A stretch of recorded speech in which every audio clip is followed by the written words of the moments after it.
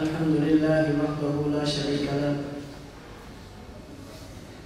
والصلاة والسلام على من لا نبي بعده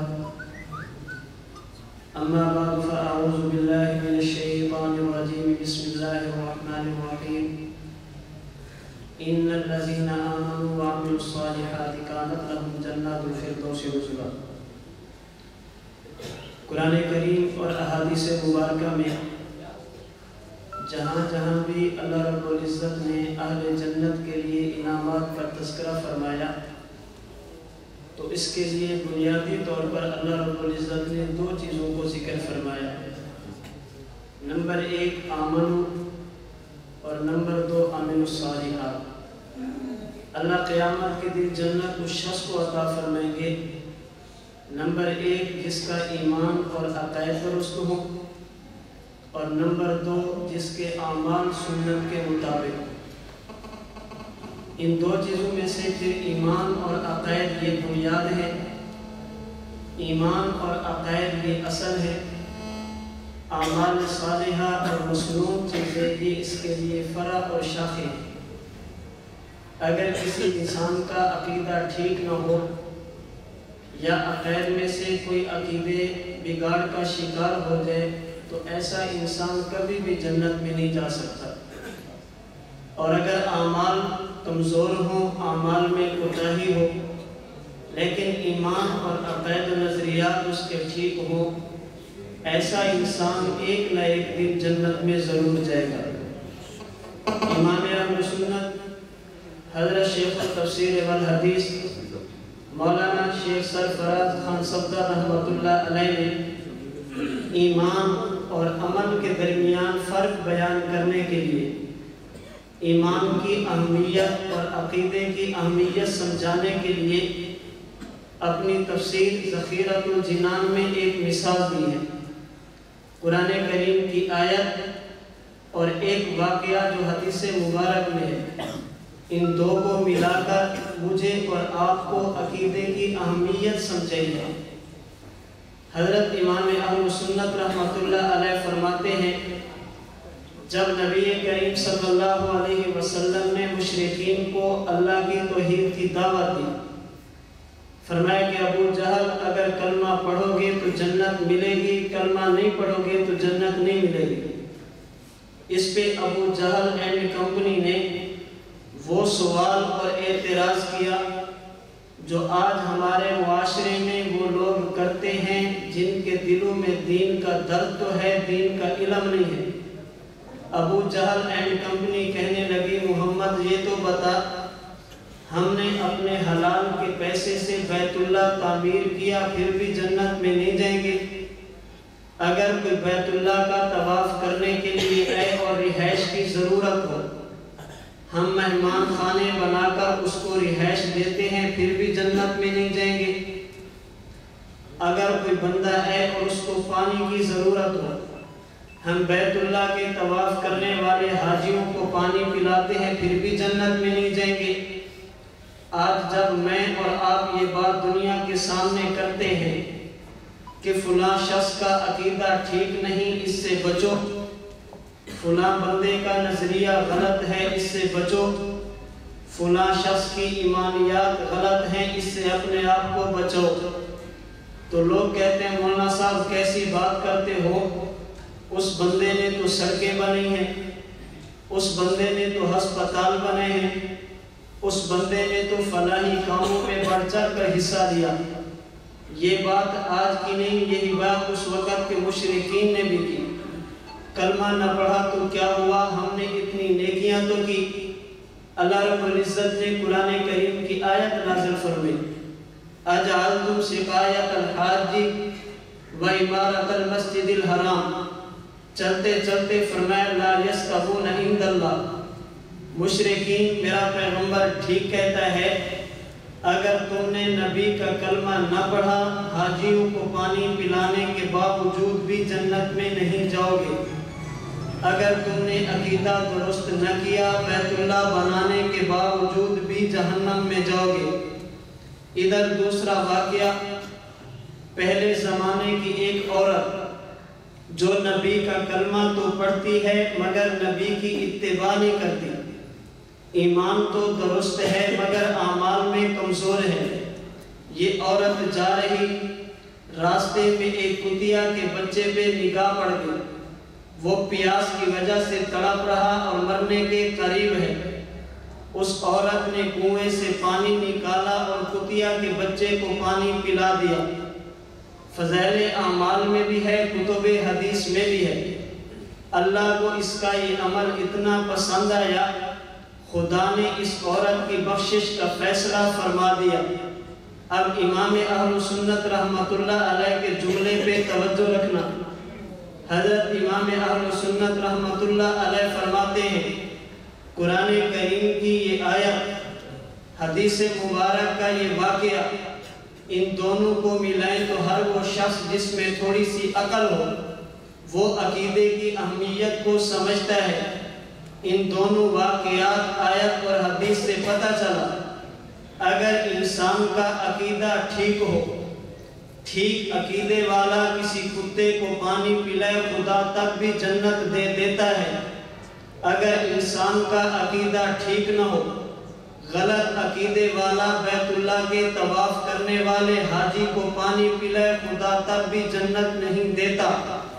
اگر انسان کا عقیدہ ٹھیک ہو، یہ اپنے محلے کی مسجد میں ایک اینٹ لگا دے خدا تک بھی جنت دے دیتا ہے۔ اگر انسان کا عقیدہ ٹھیک نہ ہو، یہ انسان پورا خانہ کعبہ تعمیر کر لے خدا تک بھی جنت نہیں دیتا۔ اس کی وجہ یہ ہے، اللہ کے ہاں قیمت پانی اور مسجد کی نہیں ہے، اللہ کے ہاں قیمت ایمان اور عقیدے کی ہے۔ اگر عقیدہ ہو تو چھوٹا عمل بھی قبول ہے، اگر عقیدہ نہ ہو تو بڑا عمل بھی قبول نہیں ہے۔ اللہ رب العزت نے قرآن کریم کی جو مختصر ترین صورتیں ہیں، جو چھوٹی چھوٹی صورتیں ہیں، ان میں سے ایک سورت العصر میں قسم اٹھا کر جو کامیاب انسان کی 4 صفتیں بیان کی، اس میں عقائد بھی ہیں، اس میں اعمال بھی ہیں، اس میں عقائد اور اعمال کی دعوت بھی ہے، اور اس میں عقائد اور اعمال کی دعوت پر آنے والی مشکلات پر صبر کا بیان بھی ہے۔ لیکن مفتی اعظم پاکستان مفتی محمد شفیع عثمانی رحمۃ اللہ علیہ اپنی تفسیر کی 8ویں جلد میں سورۃ والعصر کی تفسیر کرتے ہوئے وَتَوَاصَوْا بِالْحَقِّ وَتَوَاصَوْا بِالصَّبْرِ، اس کی ایک تفسیر وہ کرتے ہیں جو میرے اور آپ میں سے اکثر کے علم میں نہیں ہوتی۔ عموماً ہم کہتے ہیں تواصو بالحق، صحیح عقائد اور مسنون اعمال کی دعوت دے، وتواصو بالصبر، اگر مشقت آ جائے تو خندہ پیشانی سے برداشت کرے۔ مفتی صاحب فرماتے ہیں اس کا ایک معنی یہ بھی ہے، وتواصو بالحق کا معنی یہ ہے، اگر کوئی دنیا کا ملحد اور مبتدع اس کے عقیدے میں شکوک و شبہات ڈالے، اس کا حق بنتا ہے تواصو بالحق دلیل کے ساتھ شبہات کو ختم کرے۔ وتواصو بالصبر، وہ چیزیں جو انسان کے اعمال کو برباد کرتی ہیں،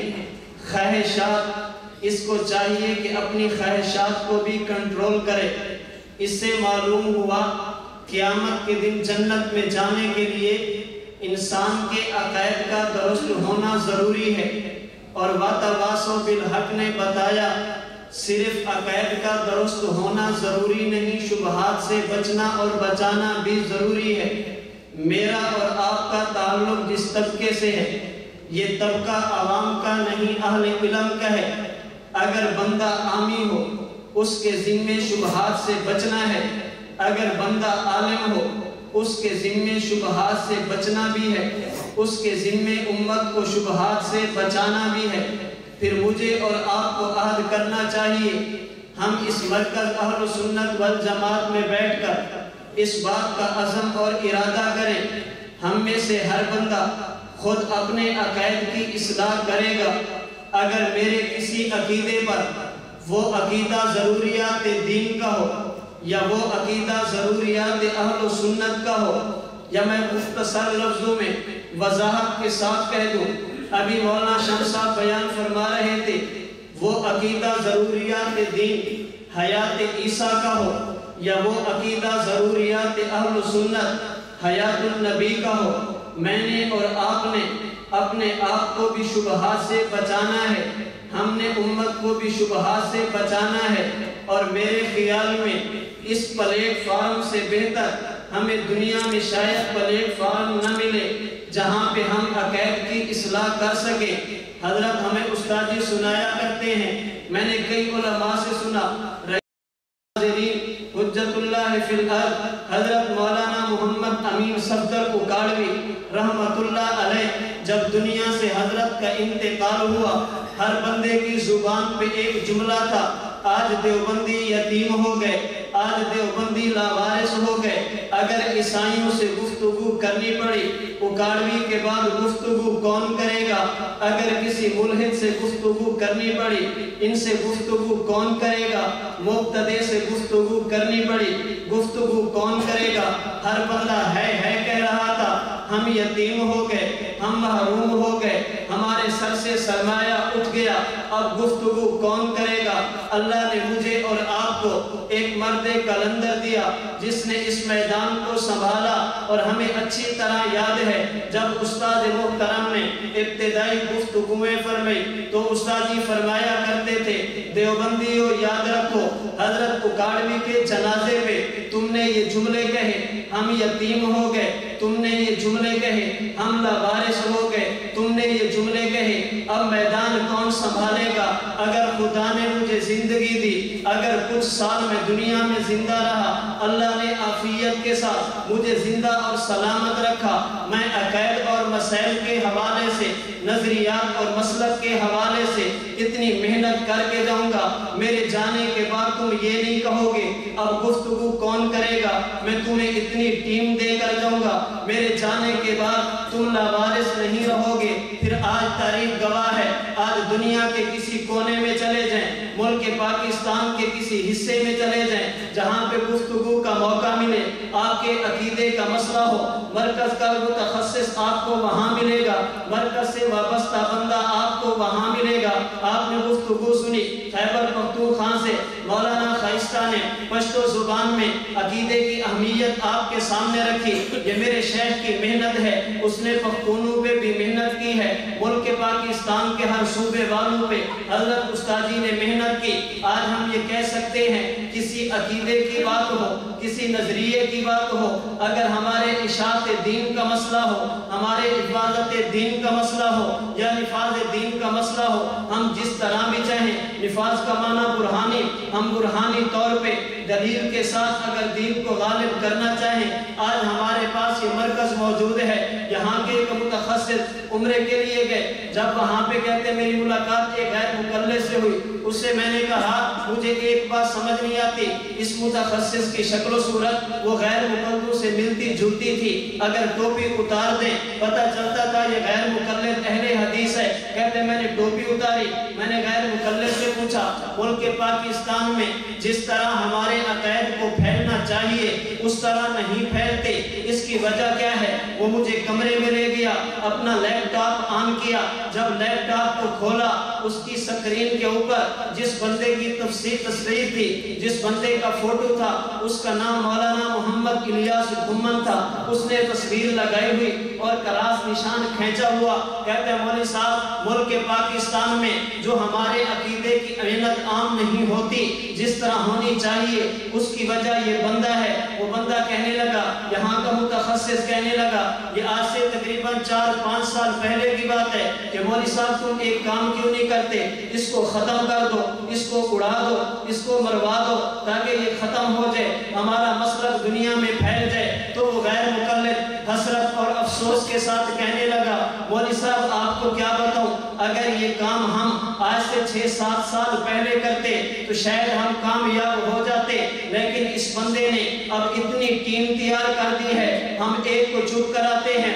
10 اور تیار ہو جاتے ہیں۔ اب ہمیں سمجھ نہیں آتی ہم کس کس کو چپ کریں، ہمیں بات سمجھ نہیں آتی اب ہم کس کس کو چپ کریں۔ ایک سوراخ پہ پاؤں رکھتے ہیں 10 سوراخ اور موجود ہوتے ہیں۔ اس بندے نے اتنی ٹیم تیار کر دی ہے، بس میرے بھائی ضرورت اس بات کی ہے اس مرکز کے ساتھ جڑ جائیں، اپنے عقائد کی بھی اصلاح کریں۔ میرا اور آپ کا تعلق چونکہ اہل علم طبقے سے ہے، اپنی بھی فکر کریں، امت کی بھی فکر کریں۔ ہم یہ ارادہ کریں انشاءاللہ ہم استاد جی کا ساتھ دیتے ہوئے، استاد جی کے ہاتھ میں ہاتھ ڈالتے ہوئے پوری دنیا میں اہل سنت والجماعت کے عقائد، اہل سنت والجماعت کے مسائل کو دلیل کے ساتھ، عمل کے ساتھ، زبان کی طاقت اور قوت کے ساتھ بیان بھی کریں گے، اور دنیا کا کوئی باطل ہمارے کسی عقیدے پہ کسی قسم کا شبہ کرے گا، کسی قسم کا سوال کرے گا، ہم دلیل کے ساتھ انشاءاللہ اپنے عقائد کا بھی تحفظ کریں گے، اپنے مسائل کا بھی تحفظ کریں گے۔ اللہ مجھے بھی توفیق عطا فرمائے، اللہ آپ کو بھی توفیق عطا فرمائے۔